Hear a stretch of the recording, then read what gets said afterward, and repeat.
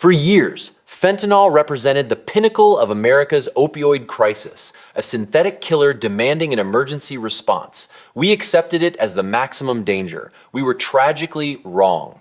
There is a new chemical force that has not only entered the drug supply, but is fundamentally rewriting the rules of addiction and survival in America. Its name is Xylazine, known on the street by its chilling moniker Tranq, or the zombie drug. If fentanyl was the wildfire, Tranq is the toxic residue that poisons the soil long after the flames are gone. This is no longer merely a public safety issue. It is a rapid onset, unprecedented public health emergency demanding immediate, non-criminal justice solutions. To understand the horror, we must understand the chemistry. Xylazine is not classified as an opioid. It is an Alpha-2 Adrenergic Agonist, a powerful sedative and muscle relaxant approved only for veterinary medicine, used to tranquilize large, heavy animals like horses and cattle. Its purpose is to immobilize.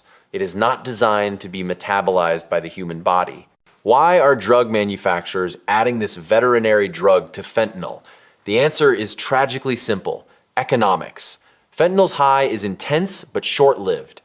Tranq prolongs the effect, creating a cheaper, longer, and arguably more addictive product. It locks the user into a deeper state of dependency.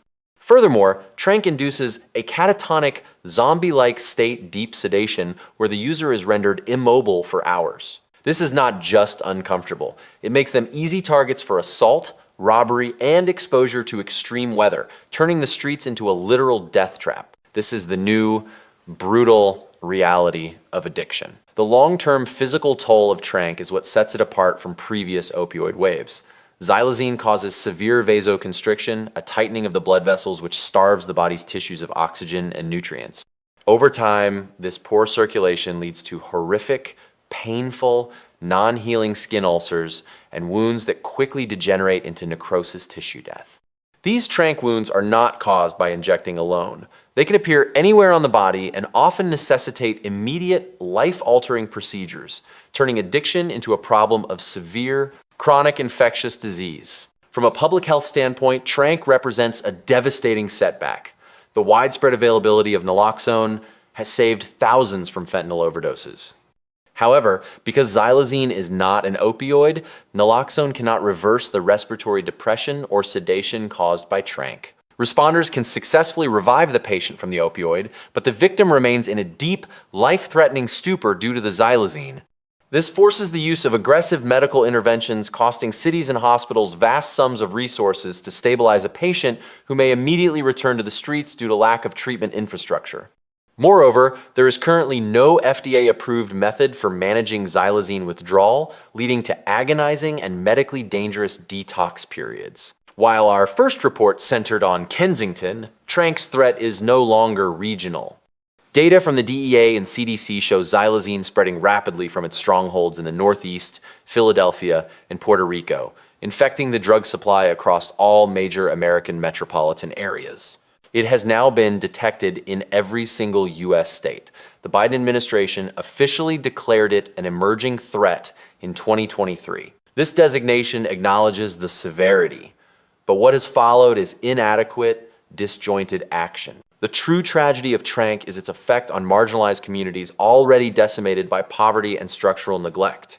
It intensifies the cycle of homelessness, crime, and physical degradation, demanding enormous resources from local governments. This relentless crisis forces a critical moral and ethical question upon American society.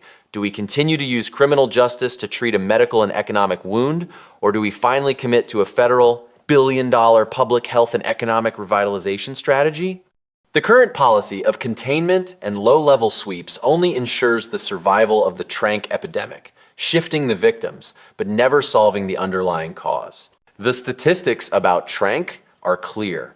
This is the most destructive drug cocktail in a generation. It demands a response that matches its severity. That means large-scale funding for mobile medical teams specializing in Tranq wounds, the establishment of dedicated long-term care facilities with resources for complex Xylazine withdrawal, and most importantly, rebuilding the economic ladders destroyed by deindustrialization. The crisis of Tranq in America is the ultimate uncomfortable truth. It challenges our empathy, our political will, and our ability to treat the most vulnerable members of society with dignity and medical care, not with handcuffs and jail cells. This is America's Emergency. Share this video to make sure this threat is no longer ignored. Subscribe to America's Uncomfortable Truth as we continue to investigate the crises others turn away from.